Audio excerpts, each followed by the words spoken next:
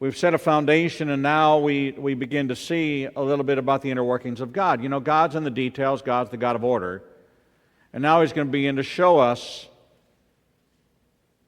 how things move, how things get moving. The Lord spoke to Moses, saying, "Have 2 silver trumpets made, make them of hammered work. They shall serve you to summon the community and to set the divisions in motion. When both are blown in long blast, the whole community shall assemble before you at the entrance to the tent of meeting. And if only one is blown, the chieftains, head of Israel's contingent, shall assemble before you."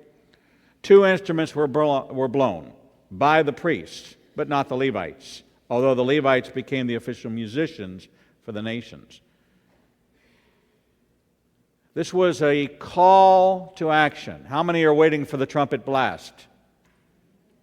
How many understand in Leviticus 23 we have this Feast of Trumpets? We celebrate it as Rosh Hashanah, the head of the new year, but the Feast of Trumpets, Yom Teruah, the day of trumpets, the day of the blast, the trumpet blast. Teruah is one of the sounds that the trumpet makes, the shofar makes. How many of us are waiting for that trumpet blast to herald the return of our Messiah? So we begin to see that God set in this pattern in motion that the trumpet blast to summon all the people is going to come. The trumpet blast to summon the priest is going to come. And what does that sound like? Tune our ears in. Somebody must have been responsible for hearing. Somebody had to watch and see that the cloud was getting ready to move. But if everybody's about their business, is everybody looking up? What if the cloud moves it? What if the pillar of fire begins to move? God waited, but then early in the morning the cloud moves. Somebody's got to wake the people up, right? If people are still sleeping, something has to happen. The lookout has to give the signal. Hey, the cloud's moving. Sound the alarm. All this very biblical. Right? How many of you heard the tornado sirens? All of us. Did that tell you that it was close? It was coming? Okay. Did you stop what you were doing and listen? Hey, I hear a siren in the distance. It's a warning shot. You know, it's interesting that the response of Tuscaloosa, because it was so wide, there was nowhere to go to get away from it. If all those people had started moving, they couldn't go far enough. If you were in the center, how far could you go before it got there? You couldn't. And even though there was a great warning and we knew it was coming, it was just so big. It was just so big.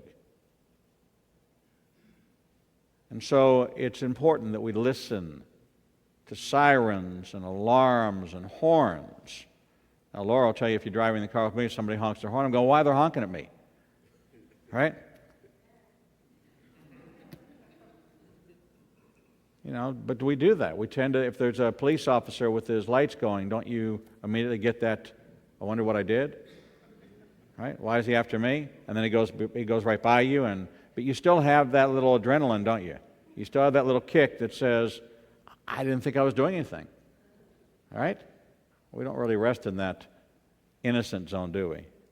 We go right to that conviction and take a look at, but we check our speedometer, but I wasn't speeding. I wonder what I did. But this was to summon the community. It was to set things in motion. Right? These were trumpets used outside of worship, weren't they? We're not talking about praise and worship now. We're not talking about a celebration. We're talking about a call to action. And there's 2 aspects to this. There's the call and there's the response.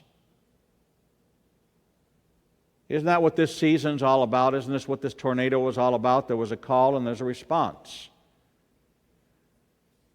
Who's being mobilized? Who was the first respondents to this tragedy? The body of believers. Who's mobilized the most people? Is it the Red Cross? Is it FEMA? No. It's a local body coming together and deploying immediately. All right, here's what we do. Here's what we do. If you look in our parking lot, okay, people getting ready to go down to Tuscaloosa with shovels and rakes and clippers and getting ready to help people move limbs and trees and things like that. Even in our own congregation, I read a posting by Keith and Carla. They got a tree laying in their backyard. They call the insurance company. The insurance company says, nope, we're not going to remove the tree. Now, the tree's in a position that if something moves, it's going to fall on their house, and their attitude was, we'll just have to wait till that happens. So there could be $10,000 worth of damage to remove a $700, the estimate for moving the tree is $700. The damage is going to be $7,000 to $10,000, but the insurance company response is it's not there yet, and we're not in the remove the danger, we're in the responding to the damage. So we don't prevent. If you want to prevent, you have to prevent as the homeowner, but if it falls on your house, we'll file a claim and we'll come out there and adjust it. Well, the kind of people that are going out there now are going out there with their chainsaws and with their their trimmers and going out to do that to help people like the Rouses, okay, move these things so they don't bring further damage. Okay? Hard to move a big tree, isn't it? Okay? It takes a lot of equipment. All up Caldwell Mill, where we live, are backhoes and front-end loaders and cranes because the straight winds came right by. All right, you've seen that, right, Linda? Yeah, right down Caldwell Mill to Camp Horner. It just came straight down, straight down the road. And every house on the right and left, every tree that lined the street, every tree is broken. Every power pole snapped. Okay? Lines are being held up with string. Power lines are being held up with string, thrown over. Right? And the piles and the trees laying in yards and the trees laying in houses, straight wind. It was just a straight wind. That was the first storm. That was the first night. It wasn't the next day when the next round of tornadoes came. Right within our neighborhood. I mean, just out of our street. The road closed, and all that equipment. But people are being mobilized. And the first people to be mobilized is the believing community, the church community. The Jewish Community Center is gathering water and supplies to send out. But this is what God wants us to do. He wants us to respond. And so there's a call to action. There's a need out there, and we need to respond to that need. Well, when the camp moved, God had to have a system in place to wake the people up to move. Now, what's interesting is they had been encamped in this one place for quite a while in the preparation. How many of you like to move? Anybody like to move? Anybody love to move? Pack everything up and mobilize? And actually, Laura and I, we only live, 2.5 years in a home? 3 years maybe? Not anymore?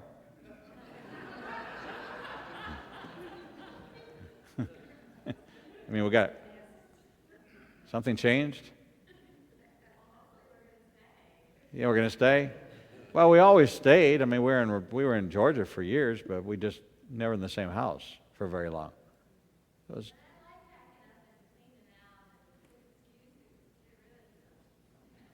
she used it to get rid of stuff, right? I still can't find my shoes. Any of them. You always wonder why I wear black all the time. Because all my other clothes are gone. They got moved. I just don't know where. But they got settled. But this wasn't the promised land they were in. Mount Sinai wasn't the promised land, was it? And so we know that they had to move. They had to move. And so as we read this story, we see what happens. Now, there's a whole lot of aspects of this trumpet. One trumpet would call the people, two would call the leaders. Two would call the people, and one would call the leaders.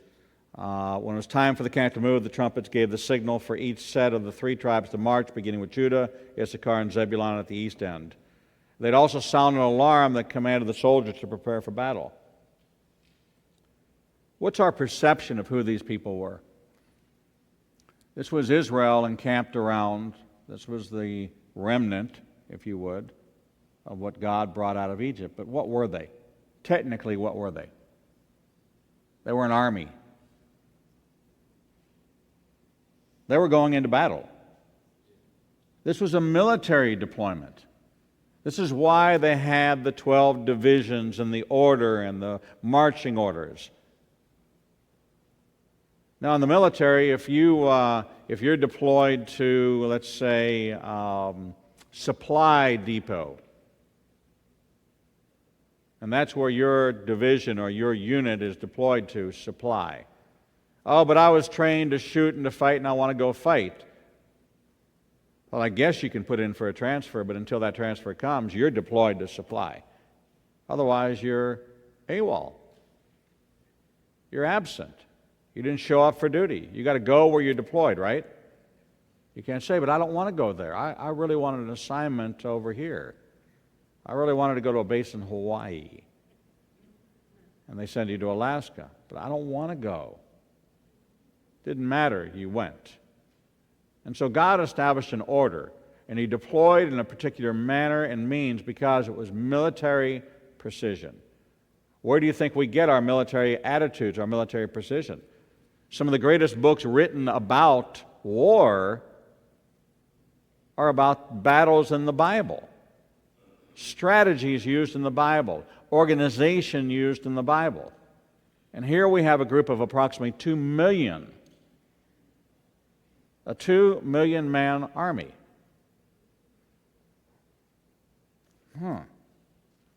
Isn't that mentioned somewhere? Oh, you mean it already has been? You mean this was the first 2 million man army? It was right here in the book of Numbers that the first 2 million man army is now going to resurface here in the book of Revelation?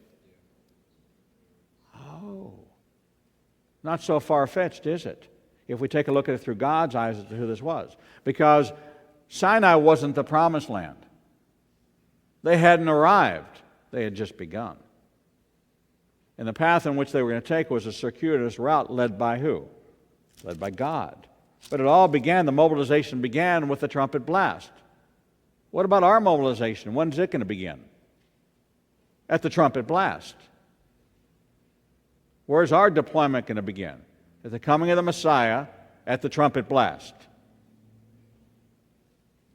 How many trumpet blasts do we get told about? The trumpet blast. 1. What does that make us? If we're answering the call when the Messiah comes at the sound of the trumpet, makes us leaders. You see, that royal priesthood thing that you got when you became a believer in Messiah, okay, puts you in the category not by bloodline, but by divine appointment. And you step up to answer the call as a leader. So when that one blast comes, you better respond. Oh, I'll wait for the 2 because that didn't apply to me. No, it applies to you. Anyone who's a Messiah is a new creation. What's that new creation? You're a priest. You've been called into a royal priesthood. You're now bumped up to leadership. You're a personal ambassador of God. You've now moved into this realm. Oh, but I just like to take a back seat. I like behind the scenes. Oh, that's not your job. Not in the coming kingdom. You're called to be. When both are blown in long blasts, the whole community shall assemble before you at the entrance of the tent of meeting. And if only one is blown, the chieftains, heads of Israel contingents, shall assemble before you.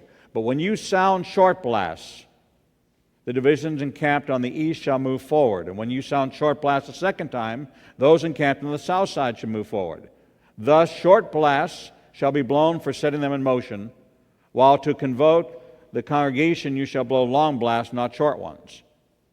The trumpet shall be blown by Aaron's sons, the priests, that it shall be for you an institution for all time throughout the ages. So where does God establish this trumpet blast will deploy, this trumpet blast? Right here. This is for all ages.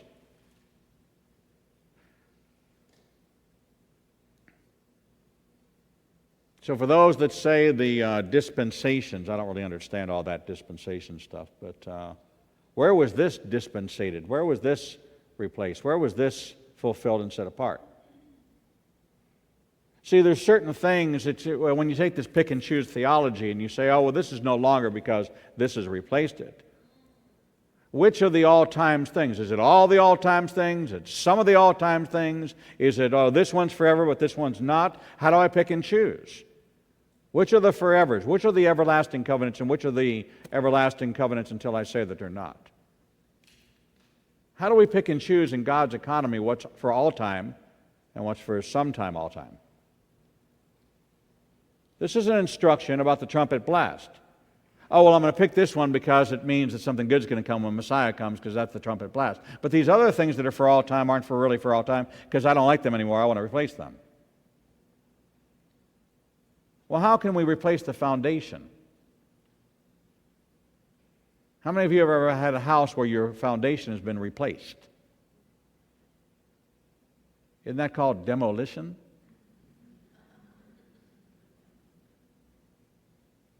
I don't know anybody, I know people have had their foundation repaired, but how many live in a home where the foundation's been replaced? We do. We live in a new home. But it wasn't replaced, it was built. It's the original foundation. How many of you have had the whole foundation of your house replaced? You don't, unless it's on wheels. Well, if this is God's foundation, how do you replace a foundation? You don't. So if our hope comes from this foundation, what other foundational pieces must our hope rest on? How about all of it? How about the consistency of God? How about the faithfulness of God? How about the predictability that if God says it, He'll do it. If He said it then, He'll do it now. How about when we rest on that? Why would we want to throw those things out? I don't get it. Doesn't make sense to me. How will we recognize the Messiah is coming? By the trumpet blast. When He breaks through where? The eastern skies of Jerusalem. These are things which are consistent. These are things which are hopeful. These are things that I rest upon and I'm secure upon. The trumpet shall be blown by Aaron's sons, the priests. They shall be for you an institution for all time throughout the ages. When you are at war in your land against an aggressor who attacks you, you shall sound short blasts on the trumpets, that you may be remembered before the Lord your God and be delivered from your enemies.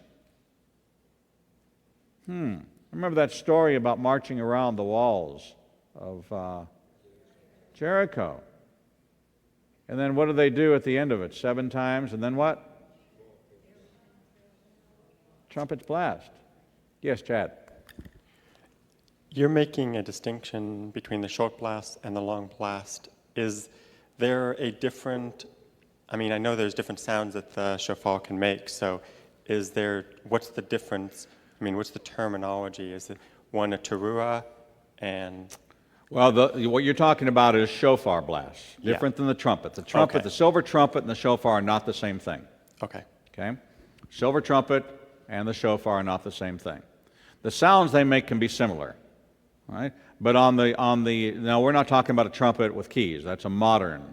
Okay, we're talking about just a long trumpet. Okay, silver trumpet, hammered out of one piece. Okay, so when I sound that blast, certainly there could be nuances in the note. Okay, but a short note and a long note. This is basically what it was. Rapid, short, fast, multiple.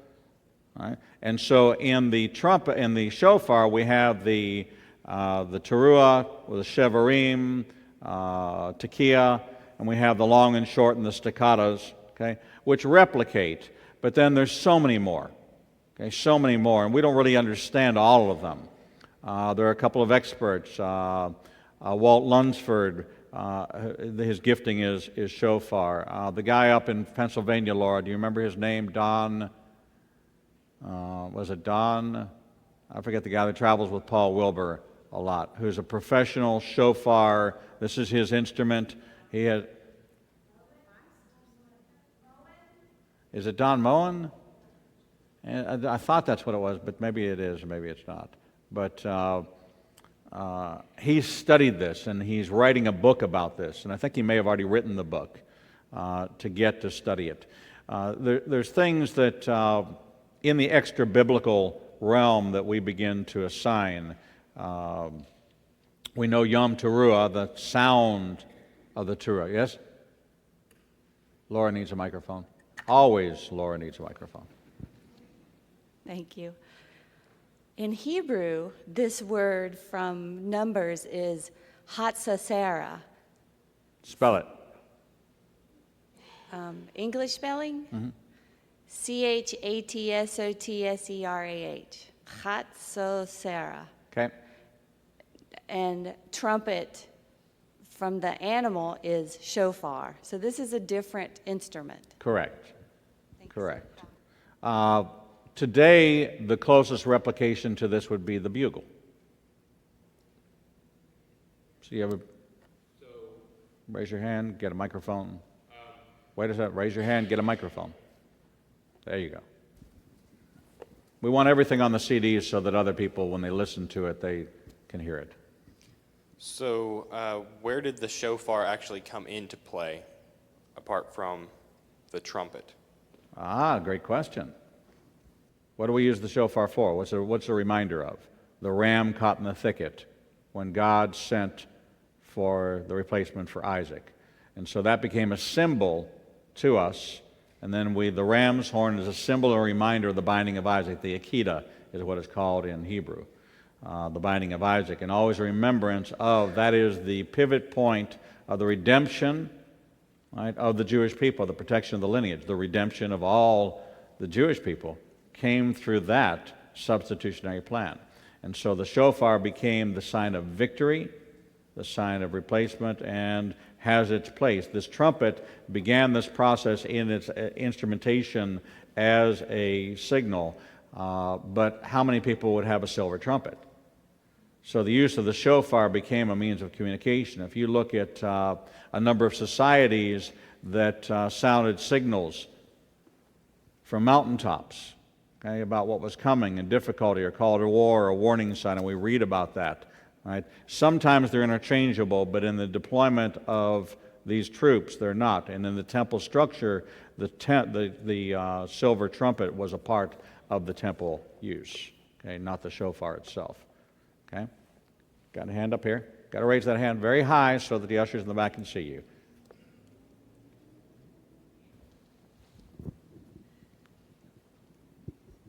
Is there any difference in the length of the horns? I mean, I've It's a difference to the animal. Well, yeah, but I mean, is there any difference in which one will be used for which purpose? Absolutely not. The ibex, there's the antelope, anything with horns. The ram's horn is from the ram, right? Right. But that was the beginning of it. But today you have the ibex, you have, and every society had different ones. But from a context of the Bible, you're talking about man stuff now. Okay, from context of the Bible, a shofar is a shofar. It's a animal horn. In the case of the reference point, it's a ram's horn is the original reference point. What we've done now is taken other horns and used them, but the ram's horn is the initial symbol. Yes, Earl? You also have to realize that back in verse 8, the priests were the ones who blow the horns. That's correct. The shofar can be blown by anybody. That's correct. Shofar can be blown by anybody, but the priest this was designated by them as being the ones to sound the signal. Thank you, Earl. Very, very insightful. Thank you. All right, so when you're at war, we have the short blast. You may be remembered before the Lord your God and be delivered from your enemies. Isn't that interesting? God hears these blasts. My wife and I have signals. She can read mine, and I have all kinds of trouble interpreting. All right, but the one I get most often is this. Okay, I can read that, cut it off, right? Or this one. I can't believe you said that. Right? What other ones? Oh, yeah, when she points to Jim and says he did it. But we all know she did. Okay, there you go. But this was a reminder to God. Now, when we take a look at Messiah, so there's things that God pays attention to. Well, now we talk about Yeshua interceding for God, interceding for us with God. And the picture I always have of this, and I've shared this with you before, is there's Yeshua sitting at the right hand of the Father, pulling on Dad's tallit, going, hey, Dad, listen to this one. They come to you in my name. Hey, Dad, Abba, Father. Okay? So here they are in battle. The priest is blowing these short blasts, getting ready for battle, saying, hey, Lord, remember us. We're doing your work. Be mindful of us. Now we're moving, and this is what's going on. You shall sound short blasts on the trumpets, that you may be remembered before the Lord your God and be delivered from your enemies. So you mean if I go into battle without signaling the Lord, what have I done? I've gone on my own. When you make decisions on your own and you don't involve the Lord in those decisions, maybe it'll work out, maybe it won't. Seek first His kingdom and His righteousness, and then all this will be given unto you. Isn't this the pattern that God is establishing? Get His attention before you move. Signal to Him. And what happens? You may be remembered before the Lord your God and be delivered from your enemies. And on your joyous occasions, your fixed festivals, and new moon days, you shall sound the trumpets over your burnt offerings and your sacrifices of well-being. They shall be a reminder of you before your God. I, the Lord, am your God.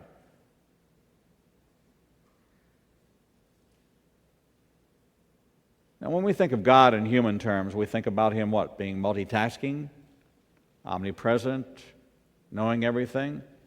Well, if you already knew that, why do I have to remind Him of it? Is it a reminder for Him, or is it a reminder for you to put Him first? If I stop what I'm doing and I remember God, what does that do? That sets me apart. How many people operate and not remember God? How many of us operate and don't remember God? How many of us forget that God doesn't want us to do more for Him, He wants us to do more with Him? It's all about relationship. It's all about His presence. It's all about inviting Him to every part of it. If all you do is pray 3 times a day, breakfast, lunch, and dinner, you probably pray 3 times more than most people do.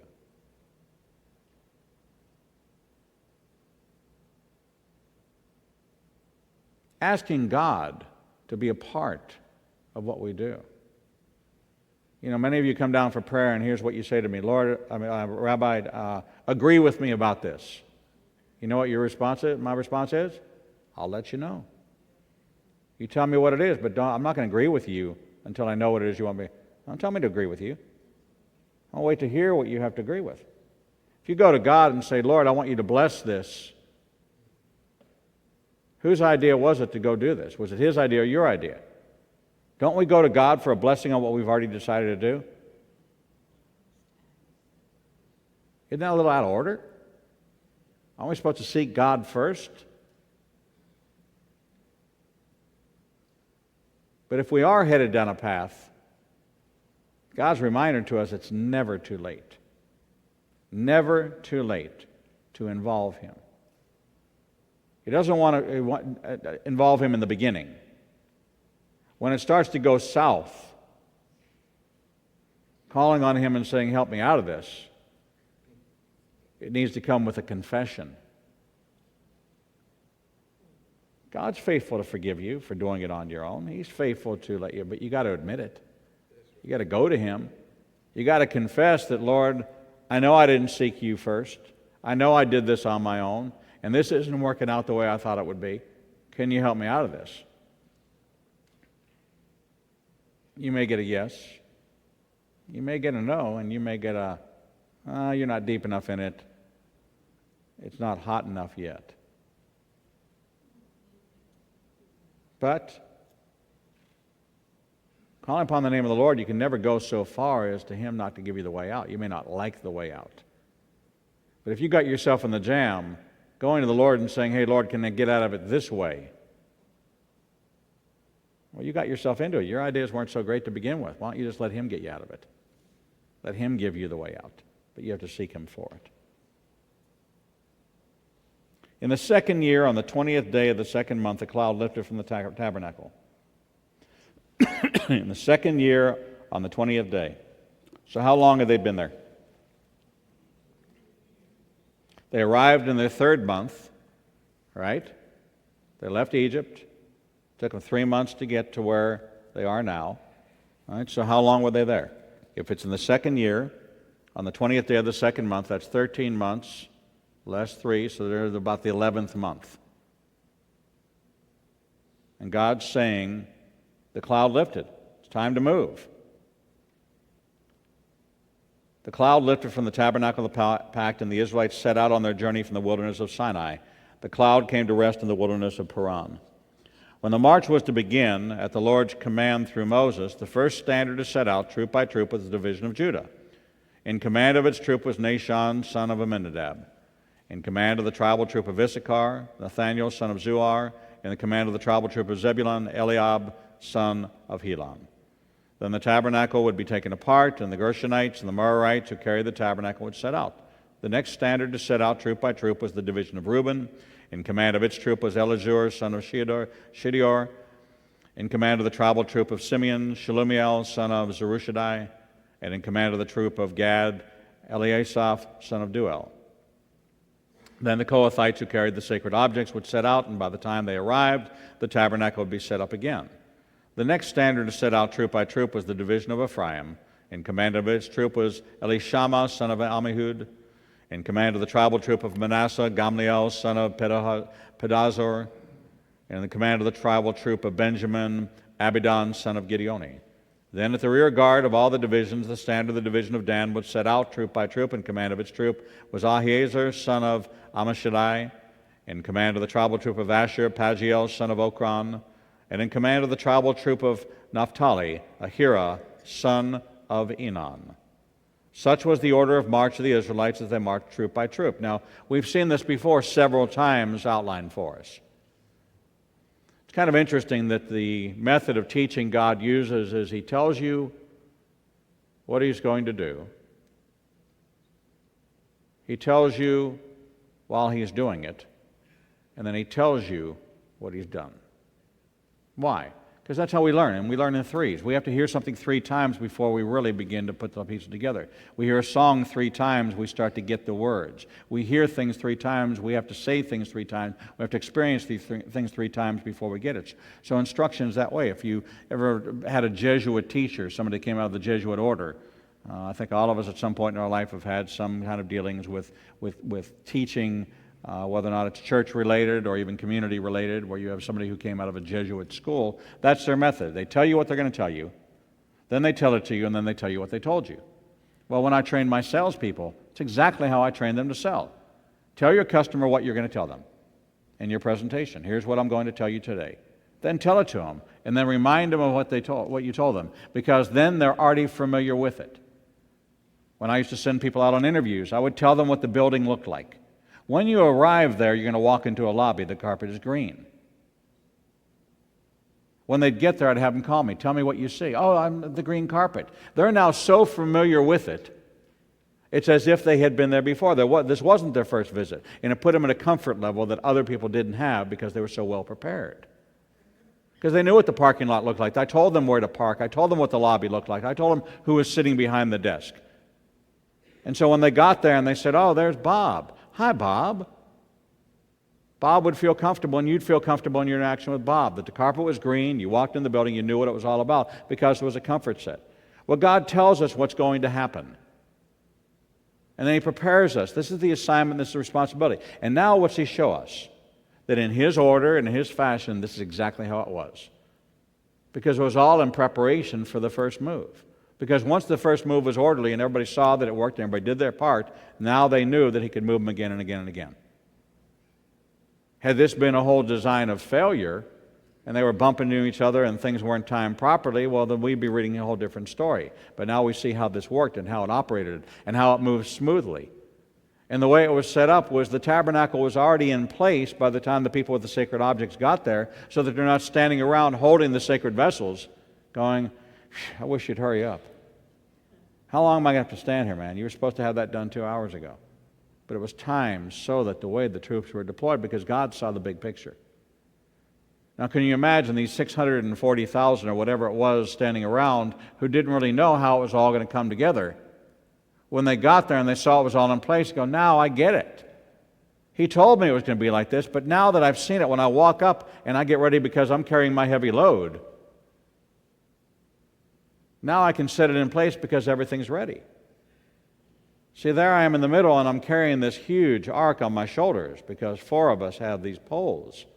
And we walk there, and now we can't set it down, can we? Now we can't just put it anywhere. And we can't get people to take it from us because they weren't assigned to do it, because if they take it from us, they're going to die.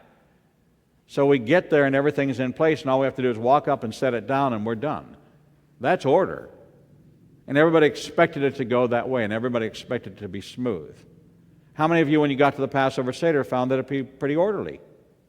Okay? That was just 1,200 people. You got there was A, B, C. Where's my table? Oh, you're A3. You knew where A3 was. You went there. Big sign on your table that said that's your table. It was orderly, and when you got there, everything was there for you. Your Haggadah was there. Your welcome package was there. Your salad was there, and everything got started, and we weren't running around going, oh, there's no Haggadahs over here, and oh, this person didn't get a pen, and oh, this. No, it was done in order because it was all been prepared and planned. And guess what?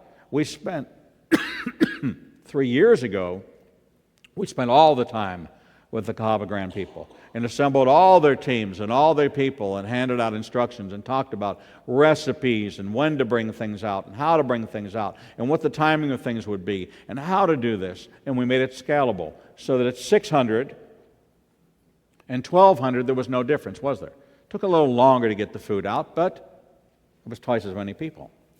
But it was well done. And there was a provision by having the gift shop much larger and open because we knew we would have that many more people that were already finished before some people got their food. And so we gave them something to do. And we timed things so that people wouldn't just be standing around idle. Well, that was order, and that was foreplanned. And all the parties were given their assignments even before it happened, so that 2 years later, we didn't have a pre-planning meeting. We didn't have to go out there and go through this all again.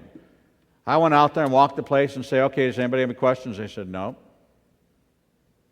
But we had to put the check mark in the box that we had a pre-planning meeting. What we really did was we just caught up and how you doing and how's your family and who needs prayer, and we walked through and we laughed, and that was it. But it was no meeting involved at all because we had already done it. We had already done the plans, and now it was executed. Now it was executed. Now it was executed. Next year when we get to 1,400 and we cap out at 1,400, it will be the same way, executed. Executed. Because the plan was done in advance, and we set it out, and we laid it out, and we prepared it, and now it's just scalable. So this system would have worked regardless of the numbers.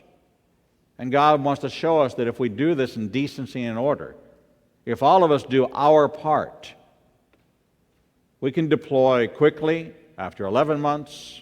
We can deploy after 1 day. Sometimes we can spend 6 months. Sometimes we can do it on a day's notice. You can do all that because as long as we all do our part and we have the signal to start, it's like running a race. Everybody waits for the shot to be fired, right? Ready, set, and then they go. God has an order to things. So he tells us this. He tells us what order they went into.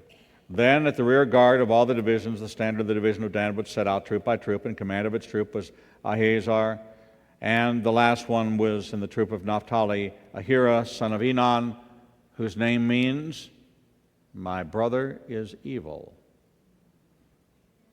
So the 12th one surrounding the tabernacle, just like in the list of all the disciples, who was the 12th one always listed? Judas Iscariot, the one who betrayed Messiah. We see this pattern began in the book of Numbers. It continued until the betrayal of Messiah.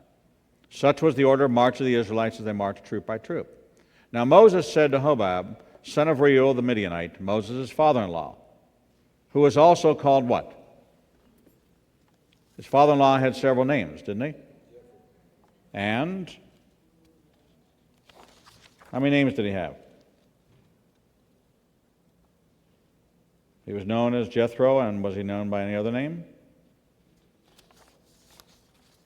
No? I thought he had one more name. I'd have to look at my notes.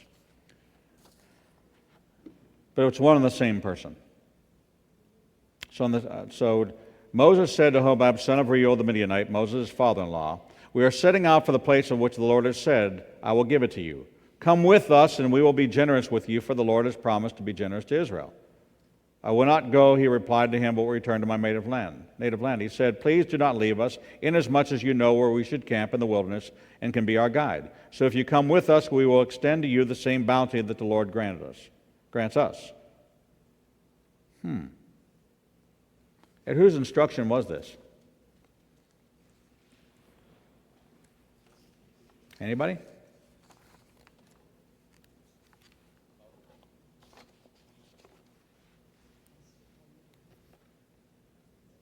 Did God tell Moses to do this? We don't know, do we? Now, it's likely that Jethro was dead at this time and that Hobab was the head of the family.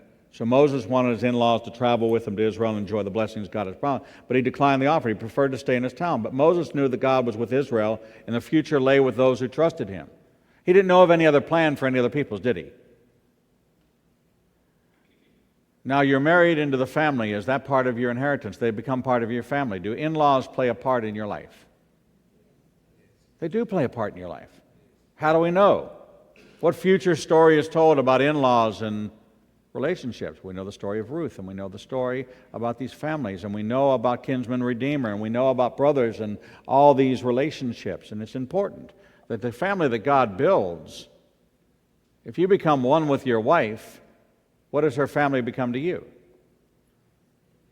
Your family. If you ever come to marriage counseling, premarital counseling with us, we tell you that when you marry the woman or you marry the man, you marry their family as well. You can't separate them. God separates them, but you know what?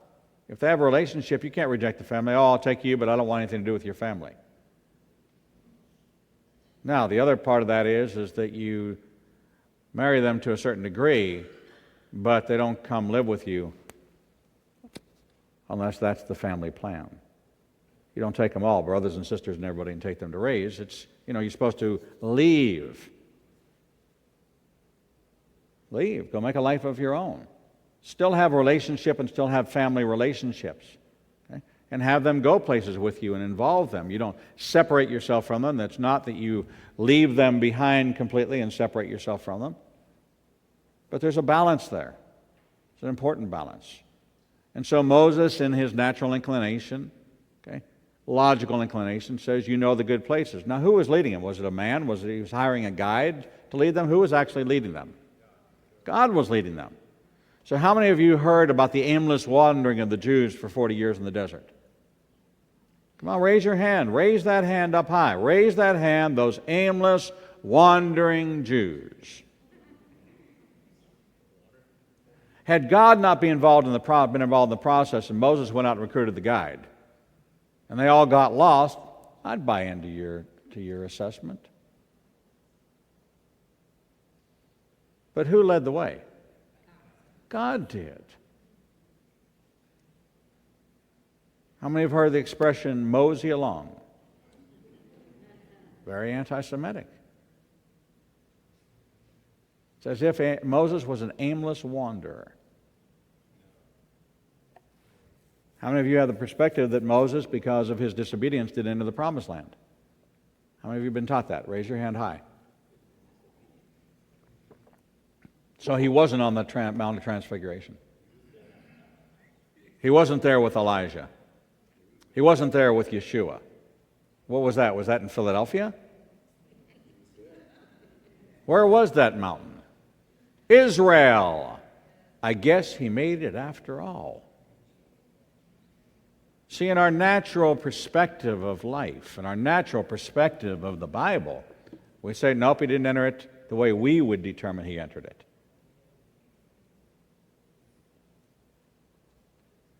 This is not the kingdom of heaven, is it? This is much more the kingdom of hell. This life on earth is temporary. All right? For those that know the Messiah, this is the worst it's ever going to be for you. It's the worst.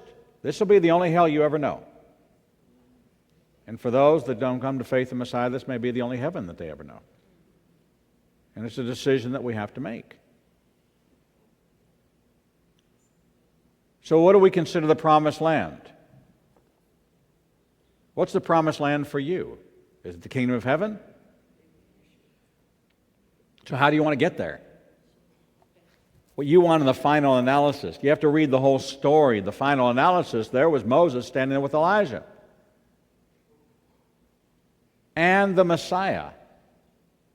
I guess he made it after all. But our teaching goes sentence by sentence, or book by book, or concept by concept. And the Bible is not to be dissected. and taken out of context, because the context of the Bible, you got to read the whole story, don't you? You got to read from beginning to end to find out what happened. How many of you get a Patterson mystery or a Grisham novel and stop in the middle and make a decision as to how it's going to end and then throw it away and then start telling everybody, I read this book and here's the story? No, you got to see it all the way to the end, don't you, to know? And most of them have surprise endings, don't they? There's going to be a surprise ending for all of you, because there's people who you're going to see that you're going to be surprised. But not as surprised as they are to see you. All right? You just got to remember that. There's going to be a lot of people surprised to see me walking through those gates of heaven. Go, how the heck did you make it? I knew you. Okay? I would have bet big money that you aren't coming. So you got to wait till the end of the story. So here Moses is talking to, who's he talking to? Is it his brother-in-law? Yeah. So they marched from the mountain of the Lord in a distance of 3 days. The ark of the covenant of the Lord traveled in front of them on that 3 days' journey to seek out a resting place for them. And the Lord's cloud kept above them by day, and they moved on from the camp. When the ark was to set out, Moses would say, "Advance, O Lord." You ever hear this before? "Arise, O Lord, and let your enemies be scattered, and may your foes flee from you." And when it halted, he would say, "Return, O Lord, you who are Israel's myriads of thousands." This is what we say when we open the ark and when we close the ark. And so you'll see that when the ark rested, Moses would say, "Arise, O Lord, and let your enemies be scattered. May those who hate you flee from you." So in chapter 11, the people took to complaining bitterly before the Lord. Whoa! What happened? It was all good. We were in preparation. We were there for 11 months. We put down roots. We got comfortable with the location.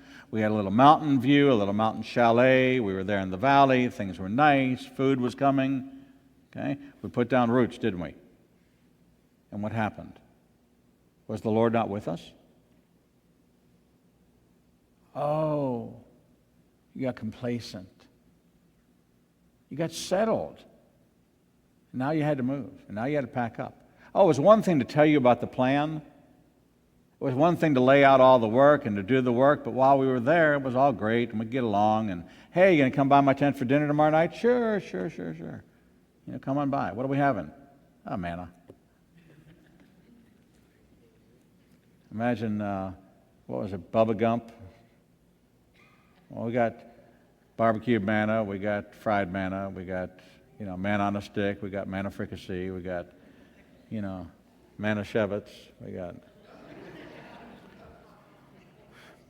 But the people took to complaining bitterly before the Lord. The Lord heard and was incensed. The fire of the Lord broke out against them, ravaging the outskirts of the camp. The people cried out to Moses, and Moses prayed to the Lord, and the fire died down. That place was named Taberah, because the fire of the Lord had broken out against them. They got complacent. They didn't like it.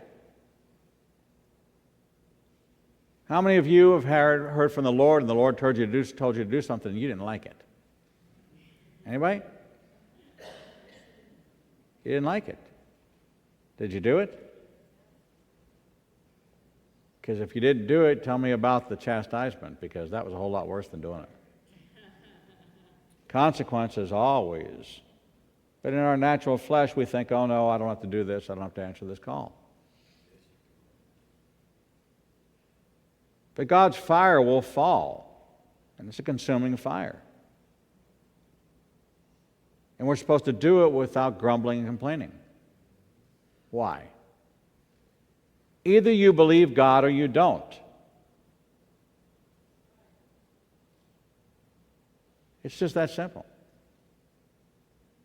Either you believe God or you don't.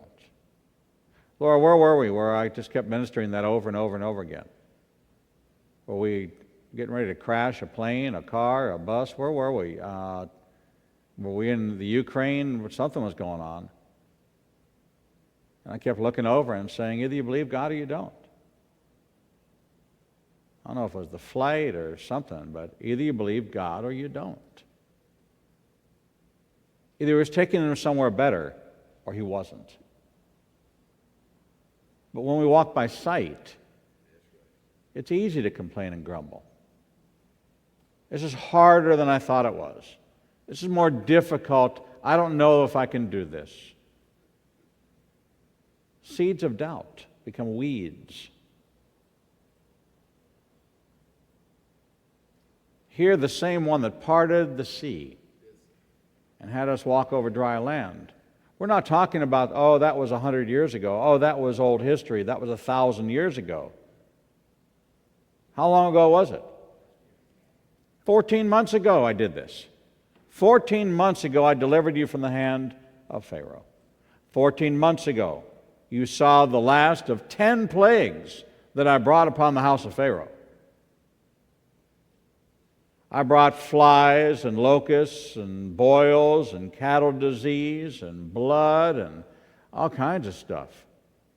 And finally, I brought the death of the firstborn, and you got let out of Egypt. It's 14 months ago. We got short memories, don't we? How many of you are still preparing to give your testimony? Because every day you add something to your testimony. I hope you are.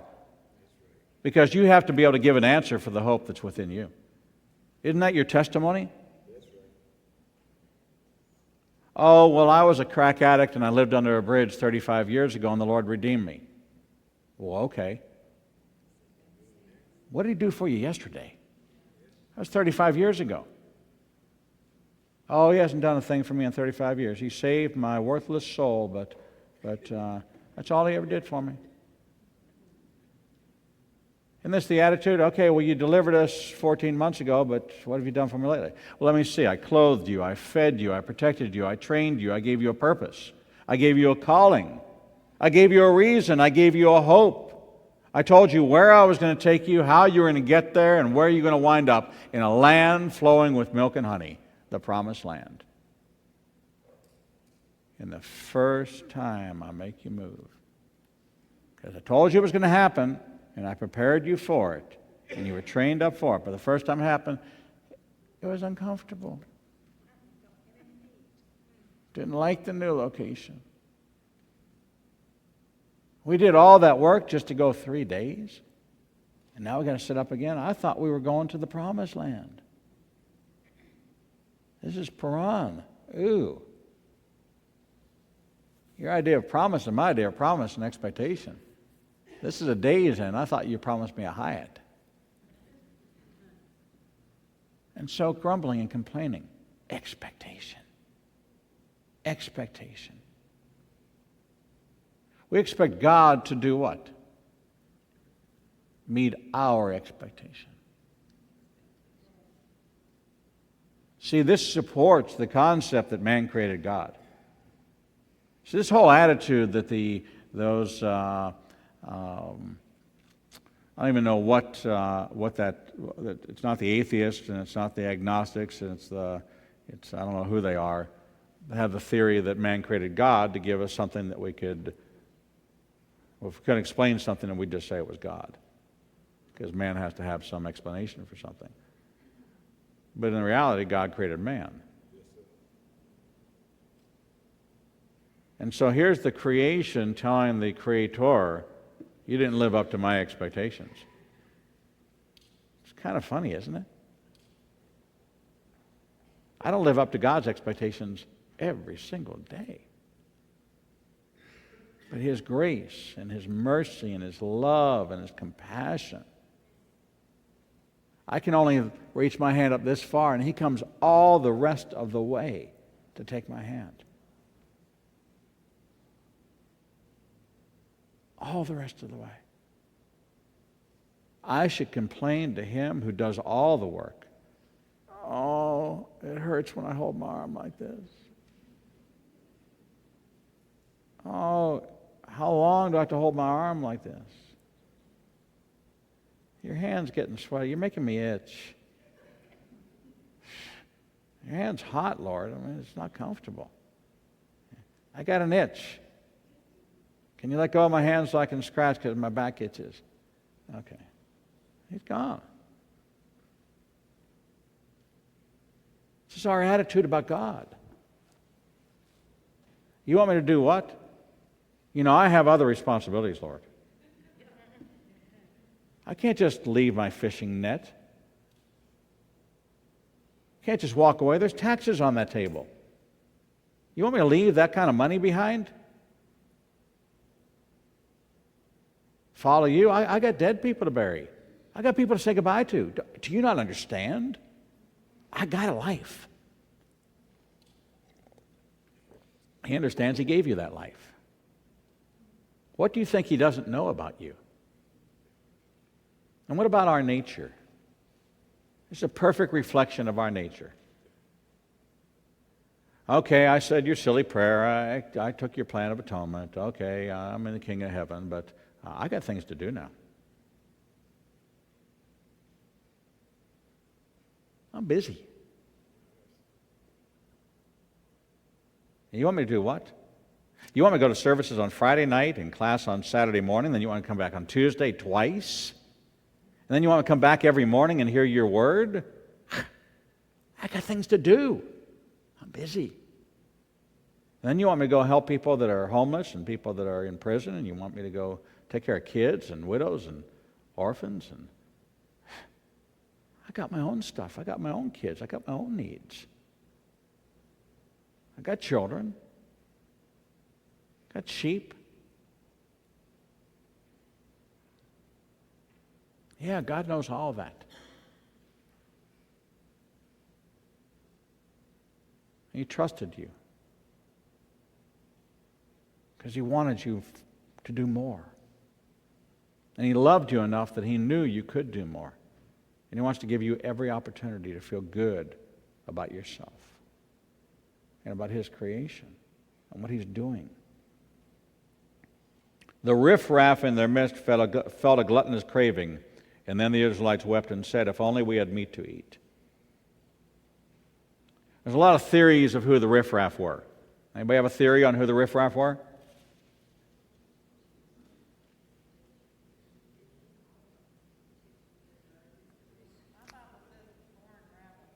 Foreign rabble means those that were not Israelites that traveled with them.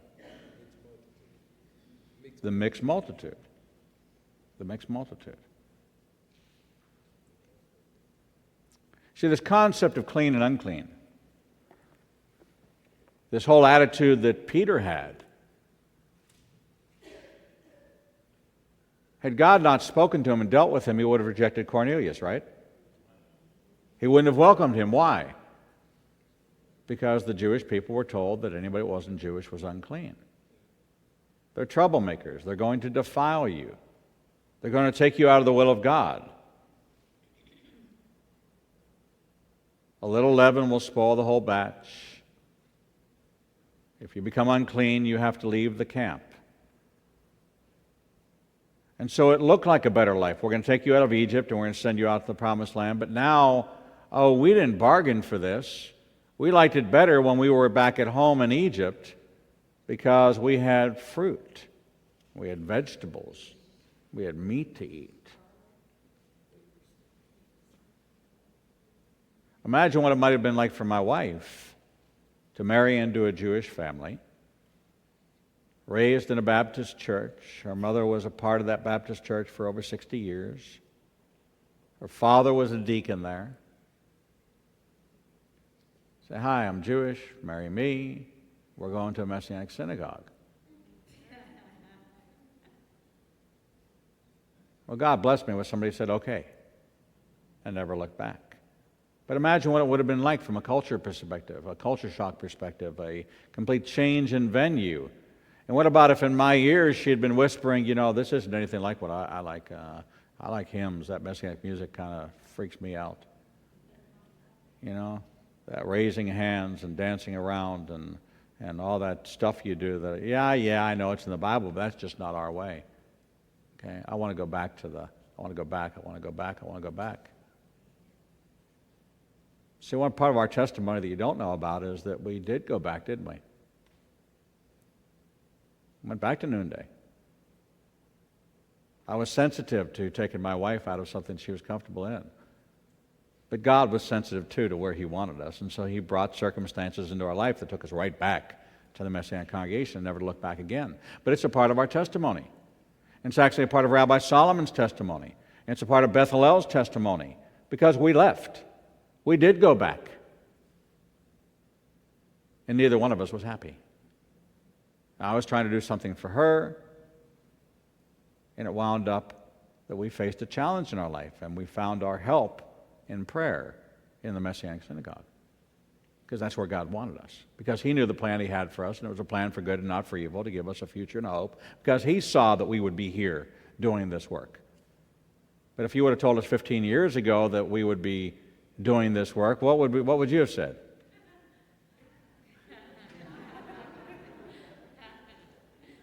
It's hysterical, isn't it? It's hilarious. I'll just give you a little perspective. My mother called and said, before you and Laura moved to Alabama, did they ever have a tornado?